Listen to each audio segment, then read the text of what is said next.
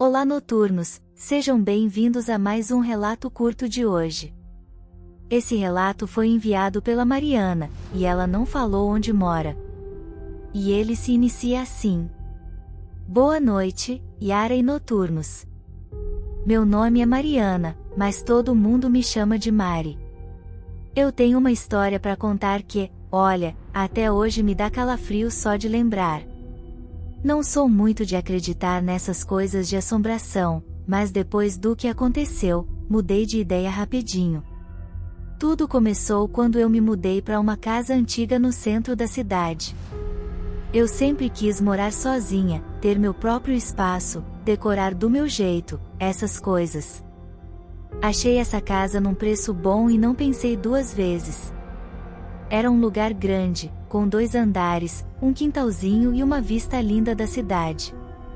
A única coisa estranha era que o dono anterior tinha se mudado às pressas e deixado alguns móveis por lá. Mas, na minha cabeça, isso era ótimo porque eu nem precisava comprar tanta coisa. A primeira semana foi tranquila. Fui ajeitando a casa aos poucos, conhecendo os vizinhos, me adaptando à nova rotina. Até que, uma noite, algo estranho aconteceu. Eu tava no meu quarto, lendo um livro, quando ouvi um barulho de passos vindo do andar de baixo. Na hora pensei, deve ser o prédio trabalhando, essas casas antigas fazem barulho mesmo. Mas aí o barulho continuou e parecia que alguém estava subindo as escadas. Meu coração começou a bater mais rápido. Fiquei em silêncio, tentando ouvir melhor. Os passos pararam bem na porta do meu quarto. Fiquei petrificada, sem conseguir me mexer. Depois de alguns segundos, a porta começou a abrir lentamente. Nessa hora, eu pensei, pronto, Mari, já era. Tem um ladrão na casa. Mas, para minha surpresa, não tinha ninguém lá. A porta se abriu completamente e não tinha uma alma viva. Levantei devagar, tremendo dos pés à cabeça, e fui até a porta. Olhei pelo corredor e nada. Desci as escadas, acendendo todas as luzes, e verifiquei a casa inteira. Tudo estava no lugar. Resolvi trancar a porta do quarto e tentar dormir, mas foi difícil pregar o olho depois disso. Nos dias seguintes, as coisas começaram a piorar. Objetos mudavam de lugar, luzes piscavam sem motivo, e eu ouvia sussurros quando estava sozinha. Decidi falar com meus vizinhos para ver se eles já tinham notado algo estranho. A dona Cida, uma senhora que morava na casa ao lado, foi a primeira que perguntei. Ah, minha filha, essa casa tem história, viu? Ela disse, com um ar de preocupação. O antigo morador, o seu João, saiu correndo de lá no meio da noite. Dizem que ele via coisas, escutava vozes. A gente achava que ele estava meio doido, mas agora sei lá, parece que tem algo mesmo naquela casa. Aquelas palavras me deixaram ainda mais assustada. Será que eu tinha me metido numa enrascada? Resolvi procurar mais sobre a história da casa. Fui até a biblioteca municipal e comecei a vasculhar os arquivos antigos. Foi aí que descobri algo que me arrepiou até a alma. A casa onde eu morava tinha pertencido a uma família muito rica no começo do século passado. O dono da casa, o Coronel Otávio, era um homem conhecido pela sua crueldade. Diziam que ele maltratava os empregados e até mesmo a família. Um dia, sua esposa, Dona Helena, foi encontrada morta no quarto principal. A causa da morte nunca foi esclarecida, mas muitos acreditavam que tinha sido o próprio coronel. Pouco tempo depois, o coronel também morreu de forma misteriosa. Voltei para casa com essa história na cabeça e comecei a ligar os pontos. Talvez o espírito da Dona Helena estivesse preso ali, assombrando quem tentasse morar na casa. Mas o que eu podia fazer? Não tinha como me mudar de novo, pelo menos não tão rápido. Resolvi tentar me comunicar com ela, quem sabe pudesse ajudá-la a encontrar paz. Uma noite, sentei no meio da sala e, com a voz trêmula, comecei a falar. Dona Helena, se a senhora está aqui, por favor, me ouça. Eu não quero te fazer mal. Só quero entender o que aconteceu e ajudar no que for possível. No começo, nada aconteceu.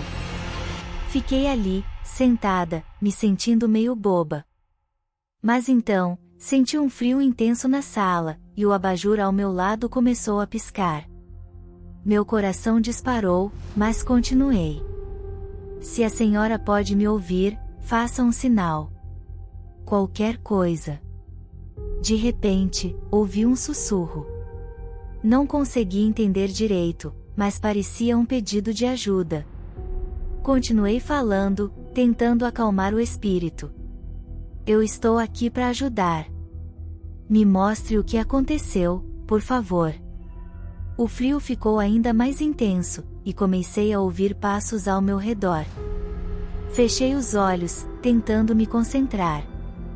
Foi quando senti uma presença atrás de mim. Abri os olhos lentamente e vi uma figura feminina, vestida com roupas antigas, olhando para mim com uma expressão triste. Era Dona Helena. Ela começou a falar, mas a voz era baixa e difícil de entender. Levantei devagar e me aproximei dela. Eu fui traída, disse ela, com os olhos cheios de lágrimas. Meu marido me matou por ciúmes. Ele achava que eu tinha um amante, mas não era verdade.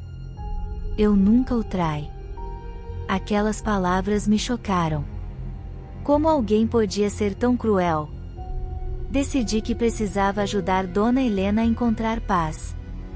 Perguntei a ela o que podia fazer. Encontre meu diário, disse ela. Está escondido no porão. Lá está a verdade sobre o que aconteceu.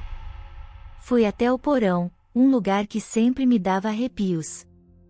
Comecei a procurar em cada canto, até que encontrei uma caixa velha e empoeirada. Dentro, havia um diário antigo, com a capa de couro já desgastada. Abri e comecei a ler. As páginas estavam cheias de relatos tristes da vida de Dona Helena, seus medos, suas angústias, e o terror que vivia ao lado do coronel. Levei o diário para a sala e continuei a ler, enquanto Dona Helena observava em silêncio. Era evidente que ela tinha sido uma mulher boa e carinhosa, que sofrerá nas mãos de um homem cruel. Decidi que precisava levar aquelas informações para a polícia, mesmo que fossem de tanto tempo atrás. Quem sabe, poderia limpar o nome dela e, de alguma forma, trazer paz ao seu espírito. Fui até a delegacia e contei toda a história. Claro, eles me olharam como se eu fosse maluca, mas consegui convencer um detetive a dar uma olhada no diário. Ele prometeu investigar o caso, mesmo que fosse apenas para me tranquilizar. Enquanto esperava, as assombrações continuavam, mas eram menos intensas. Parecia que Dona Helena estava esperando que a justiça fosse feita. Algumas semanas depois, recebi uma ligação do detetive. Mariana, encontramos evidências suficientes para reabrir o caso. Parece que você estava certa. Vamos levar isso adiante. A notícia me trouxe alívio e esperança. Naquela noite, sentei na sala e falei novamente com Dona Helena. A justiça vai ser feita. Eles vão saber a verdade. O espírito de Dona Helena apareceu novamente, mas dessa vez, parecia mais tranquila. Ela me agradeceu com um sorriso triste e, aos poucos, foi desaparecendo.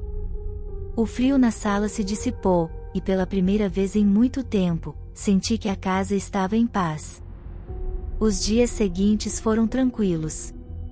As luzes pararam de piscar, os barulhos cessaram, e eu finalmente consegui dormir uma noite inteira.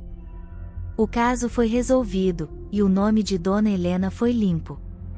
A história foi divulgada na mídia local, e a casa se tornou um símbolo de justiça e redenção. Ainda moro naquela casa, mas agora, com a certeza de que Dona Helena encontrou a paz que tanto